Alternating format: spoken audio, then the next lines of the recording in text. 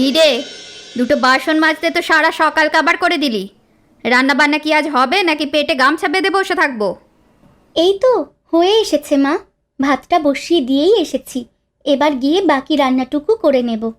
হ্যাঁ, একটু তাড়াতাড়ি হাত চালা।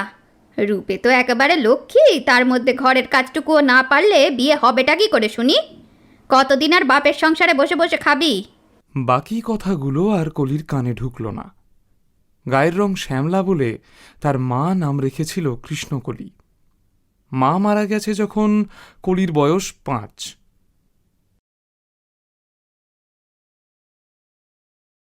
তারপর হঠাৎই একদিন বাবা একজন অচেনা মহিলাকে বাড়ি নিয়ে এসে পরিচয় করালো। কলি, ইনি আজ থেকে তোমার মা। এনাকে সম্মান করবে, এনার সব কথা মেনে চলবে। কলি প্রাণপণে চেষ্টা করেছিল সেই অচেনা মহিলাকে নিজের মা করে নেওয়ার, কিন্তু সেটা আর সম্ভব হয়নি। এখন কলির বয়স 20। সেই 18 বছর বয়স থেকে তার জন্য পাত্র দেখা চলছে। ভাবে ভাবে কলি বুঝতে পারে বাবাও তাকে বিদায় করে দিলেই নিশ্চিন্ত হবে। প্রতিটা দিন বেঁচে থাকাই যেন অসহ্যকর হয়ে ওঠে কলির জন্য। দুপুরের খাওয়া দাওয়া সেরে কলি তার হাতের কাজের সরঞ্জাম নিয়ে বসল। ওর হাতের কাজ ভীষণ সুন্দর। এখনো ভাঙাচোরা জিনিসকে এমন রূপ দেবে তাতে জিনিসটাকে আর চেনাই যাবে না। বড় শহরে এইসব জিনিসের অনেক দাম, কিন্তু তার বাবা আর মায়ের কাছে এসব শুধুই সময় নষ্ট। তাও নিজের ফাঁকা সময়ে কলি এসব নিয়েই চর্চা করতে পছন্দ করে।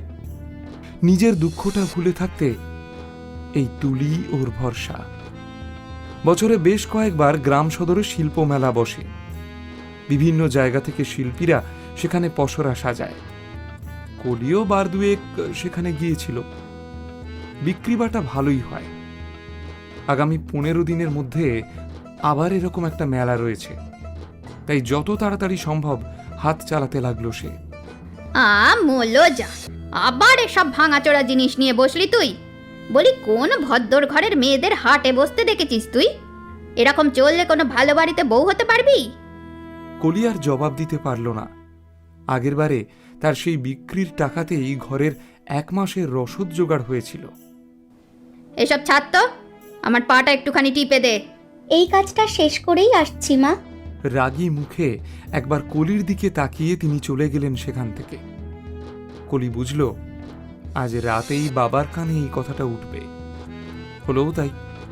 সন্ধেবেলা বাবা কাজ থেকে ফিরতেই কলি দেখতে পেল তাদের মধ্যে কি সব আলোচনা চলছে। কলি আরও একবার বকা খাওয়ার জন্য নিজের মনকে প্রস্তুত করে নিল। ও কলিমা, একটু ঘরে আয় তো। হ্যাঁ, যাই। এই শোন না, তোর বাবা কি বলছে দেখ। বাবার অফিসের ওই বড় বাবু আছেন না, উনি নাকি তোকে দেখেই পছন্দ করে ফেলেছেন। আমি তো ভাবতেই পারছি না ওনার মতো একজন বড় মানুষ তোকে পছন্দ করেছে। কিন্তু ওনার বয়স তো প্রায় 50-এর কাছাকাছি। হ্যাঁ, তো তাতে কি হয়েছে? ছেলেদের আবার বয়স ধরতে আছে নাকি? ও মা, আমার মুখ গোমড়া করে দাঁড়িয়ে রইলে কেন? এই বিয়েতে আমি রাজি নই। আমি নিজের পায়ে দাঁড়াতে চাই, নিজে রোজগার করতে চাই। এ আবার কি কথা? বড়বাবু কত টাকা মাইনে পায় জানিস? তোকে জীবনে আর একটাও কাজ করতে হবে না, যা চাইবি সব কিছু হাতের মুঠোয়। এমনটা আমি চাই না। আমি নিজের পায়ে দাঁড়াতে চাই। শুনলে মেয়ের কথাখানা? শুনলে? এই মেয়ে যদি একটা দিনের জন্য আমাকে শান্তি দেয়, হাড় মাছ জ্বালিয়ে খেলো একেবারে। এই আমার শেষ কথা শুনে রাখ, বিয়ে তোকে এখানেই করতে হবে। বড়বাবু আগামী 1 মাসের মধ্যে ডেট ঠিক করেছে, সেই দিনই সেজে গুজে তোকে বসতে হবে, এই বলে দিলুম। কিন্তু কোনো কিন্তু নয়, আমরা যেটা ঠিক করছি তাতে তোর ভালোই হবে। কলি এক ছুটে ঘর থেকে বেরিয়ে গেল। তারপর নিজের ঘরে গিয়ে বালিশে মুখ গুঁজে হাউ হাউ করে কাঁদতে লাগলো।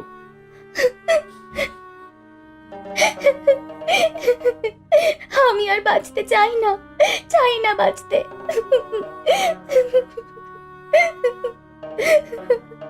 সে রাতে কিছু খেলও না। গভীর রাতে রান্নাঘর থেকে একটা ইঁদুর মারা বিষের শিশি নিয়ে এসে গলায় উপুড় করে দিল সে। কিছুক্ষণের মধ্যেই বিষের প্রতিক্রিয়া শুরু হলো। ছটফট করতে লাগলো কলি। ভীষণ জল তেষ্টা পেল তার। হাত লেগে পাশে থাকা গ্লাসটা পড়ে গেল। কলি নিজেও মেঝেতে অজ্ঞান হয়ে পড়ে গেল। এই মাঝরাতে রান্নাঘরে এত হুটোপাটি শুনে কলির বাবা আর মা ঘুম থেকে উঠে পড়ল। কলিকে এভাবে পড়ে থাকতে দেখে তাদের আর কিছু বুঝতে বাকি রইল না। তারা তৎক্ষণাৎ কলিকে হাসপাতালে নিয়ে গেল।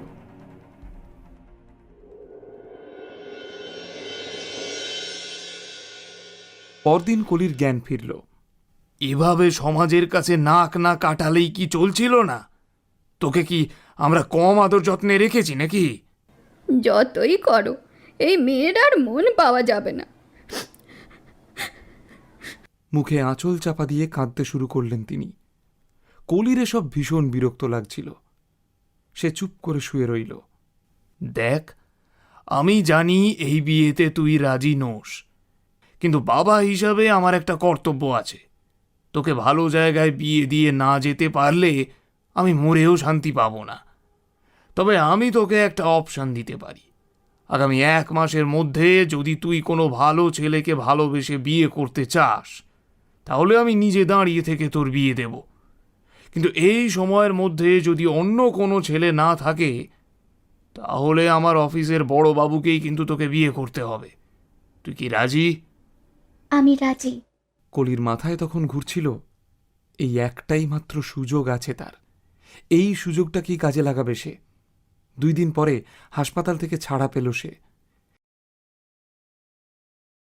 ইতিমধ্যে মেলার দিনও এগিয়ে আসছে। হাতে অনেক কাজ বাকি। তার মধ্যেও কলির মাথায় ঘুরতে থাকলো একটাই চিন্তা, কি করে পাবো এমন ছেলে? আবার ছেলেটিকে ভালো হতে হবে। কিছুই বুঝতে পারছি না, আমার মাথায় কিছুই আসছে না। কি যে করি। অবশেষে চলেই এলো মেলার দিন। কলি বাড়ি থেকে ব্যাগ গুছিয়ে রওনা দিল সেই মেলার উদ্দেশ্যে। প্রথম দিন বিক্রিবাটা একটু কমই হলো। সন্ধে 6টা নাগাদ মেলা ভাঙল। কলি যখন নিজের সব জিনিস গোছগাছ করছে, তখন তার পাশের স্টলের একটি ছেলে তার জিনিসগুলো দেখতে এলো। বাহ, আপনার হাতের কাজ তো বেশ সুন্দর। ধন্যবাদ, আপনার তৈরি জিনিসগুলো খুব সুন্দর। তা আপনি আসছেন কোথা থেকে? আমি আসছি সেই চন্দনপাড়া থেকে। আপনি? আরে, আমিও তো ওই দিকেই থাকি। চলুন, 1 কাপ চা খেয়ে বাড়ি ফেরা যাক। হ্যাঁ। কলি আর আপত্তি করল না। চা খেতে খেতে ছেলেটির সঙ্গে অনেক গল্প হলো। কলির বেশ ভালো লাগছিল ছেলেটির সাথে গল্প করতে। আপনার সাথে আলাপ হয়ে ভালোই হলো। আমি বরাবরই এই মেলায় আসি। আমিও আগে বেশ কয়েকবার এসেছি, জানি না আর আসা হবে কি না। সে কি? কেন? নিয়তি, আবার কি? আপত্তি না থাকলে আমাকে খুলে বলতে পারেন। কলি আর নিজেকে সামলাতে পারল না। একটা প্রায় অচেনা মানুষের কাছেই তার সমস্ত মনের দুঃখ উজাড় করে দিল। এমা, ছি ছি, এসব বলে আপনাকে বিব্রত করলাম। আচ্ছা, আজ চলি, দেরি হয়ে যাচ্ছে। কাল আবার দেখা হবে।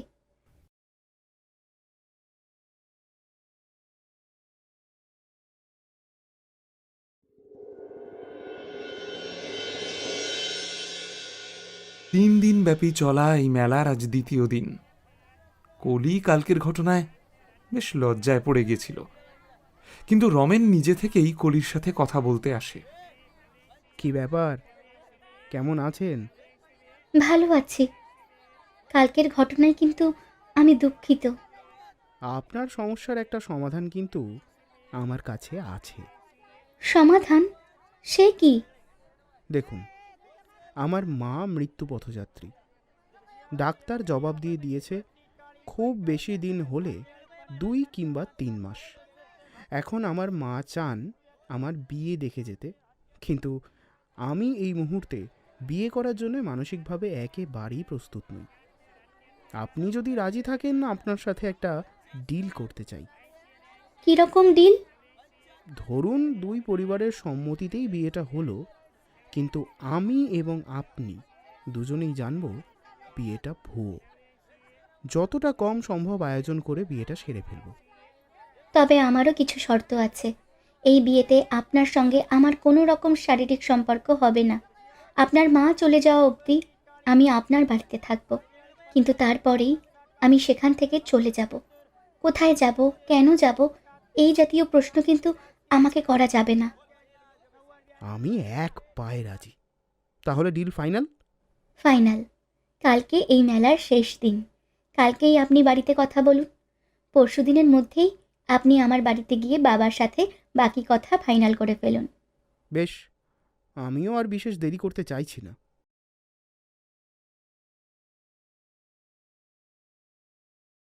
প্ল্যান মাফিক রমেন কলির বাড়িতে এসে তার বাবা মায়ের সাথে কথা বলে গেল।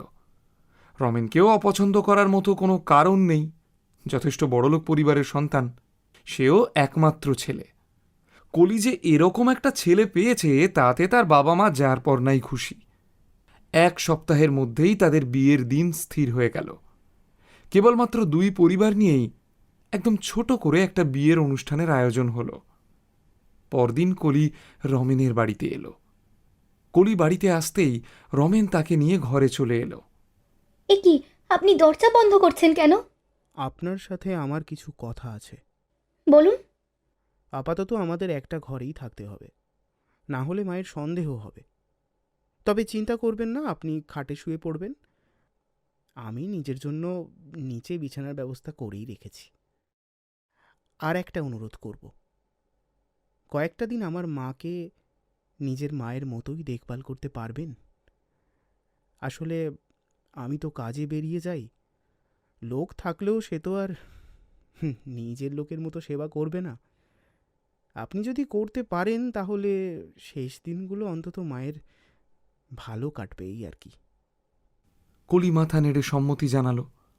অল্প কয়েকদিনের মধ্যেই রমেনের মা অর্থাৎ পাতানো শাশুড়ি মায়ের সাথে কলির বেশ বন্ধুত্ব হয়ে গেল। উমা, কলি, ডালটা কি ভালো রেঁধেছিস রে। উফ, কি যে বলো না তুমি, ডালের আবার ভালো খারাপ কি? আছে আছে, তুই বুঝবি না। সারাটা দুপুর ধরে 2টি অসমবয়সী নারী হাসিতে ঘর ভরে থাকে। কলি বুঝতে পারল রমেনের হাতের কাজের দক্ষতা তার মায়ের থেকেই পাওয়া। ভদ্রমহিলা এই বয়সেও যেভাবে তুলির টান দেন, কলি অবাক চোখে তাকিয়ে থাকে। এইটা কি করে করলে, আমাকে শেখাও। এই তো, এই এই ঠিক এইভাবে তুলিটাকে ধর আর এইভাবে টান মার। বাহ, বেশ ভালো তো। যাই বলিস আর তাই বলিস, আমার ছেলের থেকে তোর হাতের কাজ অনেক ভালো। কি ভাগ্য করে যে আমি এমন একটা বৌমা পেয়েছি সেটা আমিই জানি। এইসব কথা শুনে কলি লজ্জা পায়। রমেনের মায়ের সাথে ভালো বন্ধুত্ব হলেও রমেনের সাথে কিন্তু আর সেরকম কথা হয় না তার। দুজনে এক ঘরে থেকেও যেন বড্ড আলাদা। মাঝে মধ্যে কলি চায় রমেনের সাথে বসে একটু গল্প করবে, কিন্তু সেটা আর পেরে ওঠে না সে। কলি আর রমেনের মাঝে যেন এক অদৃশ্য পাঁচিল তৈরি হয়েছে। এর কিছুদিনের মধ্যেই কলির সুখের সংসারে ভাটা পড়ল। তার পাতানো শাশুড়ি মা ভীষণ রকম অসুস্থ হয়ে পড়লেন। কলি দিন রাত জেগে তার সেবা করল, কিন্তু লাভ হল না। তিনি চলেই গেলেন। এই বিশাল দুনিয়ায় কলি আবার একা হয়ে পড়ল। যাবতীয় পারলৌকিক কাজ কারবার শেষ হলে কলি একদিন রমেনকে ডেকে বলল, শুনছেন? বলুন। যদিও আমার এখানে 3 মাস থাকার কথা ছিল, কিন্তু মা তো আগেই চলে গেল। আমি এখন কি করব? আপনি চাইলে কালকেই এই বাড়ি থেকে চলে যেতে পারেন, আমি বাধা দেব না। তবে বাইরে কোথাও থাকার ব্যবস্থা না হওয়া অবধি আপনি এই বাড়িতে থাকতেই পারেন। এই রকম কাঠখোট্টা উত্তর শুনে কলির ভীষণ অভিমান হল। আচ্ছা, ও কি চাইছিল রমেন ওকে যেতে বারণ করুক? পর মুহূর্তেই কলির মনে পড়ল সেই ডিলের কথা। ছি ছি, এসব কি ভাবছি আমি? নিজের পায়ে দাঁড়াবো, নিজের ক্যারিয়ার তৈরি করব, সেই সব ছেড়ে এসব কি ভাবছিলাম আমি? পরদিন থেকেই কলি বিভিন্ন জায়গায় কাজের খোঁজ লাগাতে শুরু করে। আগে কাজের কোনো অভিজ্ঞতা না থাকা সত্ত্বেও তার হাতের কাজ দেখে কলকাতার একটি কোম্পানি তাকে একেবারেই কম টাকার বিনিময়ে ইন্টার্নশিপ করতে ডাকে। কলি বুঝল এই সুযোগটা তাকে কাজে লাগাতেই হবে। কিন্তু তার মনের কোথাও যেন একটা কাঁটা বিঁধতে লাগল। তার ভীষণ কান্না পেল, কিন্তু মনকে শক্ত করে সে উঠে দাঁড়াল। পরদিন সকালে কলিকে ডাকতে এসে রমেন দেখল তার বিছানার উপরে একটা চিঠি পড়ে রয়েছে। চিঠিটা খুলে রমেন পড়তে শুরু করল। আপনাকে ধন্যবাদ জানানোর ভাষা আমার জানা নেই। জানি না আপনার সাথে আমার সম্পর্কটাকে ঠিক কী বলা যায়। তবে আমার মনে হলো আপনাকে সামনে দেখলে আমি আর এখান থেকে যেতে পারবো না। আর না যেতে পারলে আমার দেখা স্বপ্নের সঙ্গে বেইমানি করা হবে। তাই আপনাকে না জানিয়েই চলে যাচ্ছি। আপনি মানুষটা ভীষণ ভালো। ভালো থাকবেন। ইতি, আপনার নকল বউ। চিঠিটা বারবার পড়ল রমেন। তারপর সেটাকে ভাঁজ করে একটা দীর্ঘশ্বাস ফেলে নিজের পকেটে ঢুকিয়ে নিল। আর তারপর দুজনের পথ কি একেবারেই আলাদা হয়ে গেল, নাকি ভগবান এখনও আড়াল থেকে মুচকি হাসছেন? আর কি কখনো দেখা হবে কলি আর রমেনের? কি মনে হয় আপনাদের?